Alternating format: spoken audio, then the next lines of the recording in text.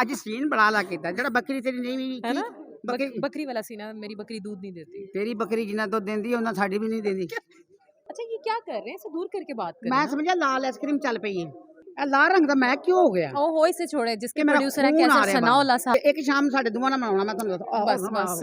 ਹਾਂਜੀ। ਇੱਕ ਸ਼ਾਮ ਮੇਰਾ ਨਾਮ ਲੈ निदा दे नाम ਨਹੀਂ ਨਹੀਂ ਨਹੀਂ ਰਹਿਮਾ ਮੇਰੇ ਨਾਲ सरफराज।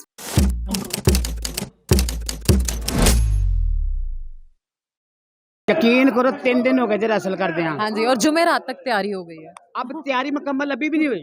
तैयारी बिल्कुल। कल शाम तक होगी और रात को ड्रामा है जुम्मे वाले दिन। बिल्कुल। तो इस ड्रामे का कल नाम निदा दे नखरे। और नीता के नखरे अच्छा ये क्या कर रहे हैं, इसे दूर करके बात करें मैं ना। समझा लाल आइसक्रीम चल पई है।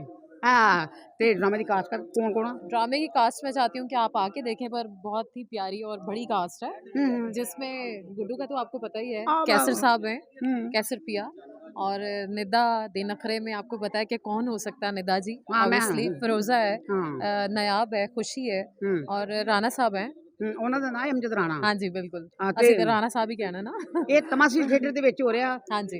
ਇਹ ਲਾਲ ਰੰਗ ਦਾ ਮੈਂ ਕਿਉਂ ਹੋ ਗਿਆ ओहो इसे छोड़े, जिसके कि मेरा प्रोड्यूसर है खून आ कैसर रहा है सनाउल्लाह साहब, और डायरेक्टर हैं ख्वाजा परवेज साहब चंदा चंदा साहब साहब जी। और आइए, बहुत ही खूबसूरत ड्रामा है, देखिएगा जरूर। ਤੇ ਇੱਕ ਸ਼ਾਮ ਸਾਡੇ ਦੋਵਾਂ ਨਾਲ ਮਨਾਉਣਾ ਮੈਂ ਤੁਹਾਨੂੰ ਦੱਸਾਂ ਬਸ, ਬਸ। ਡਰਾਮਾ ਵੇਖਣ ਆਉਣਾ हाँ ਤੁਹਾਨੂੰ जी। ਮਜ਼ਾ ਆਏਗਾ। हाँ जी। ਇੱਕ ਸ਼ਾਮ ਮੇਰਾ ਨਾਮ ਲੈ निदा दे नाम ਨਹੀਂ ਨਹੀਂ ਨਹੀਂ ਰਹਿਮਾ ਮੇਰੇ ਨਾਲ सरफराज विकी का तो बताया नहीं तुमने। ओहो सरफराज विकी ਤੁਹਾਨੂੰ पता और साकी।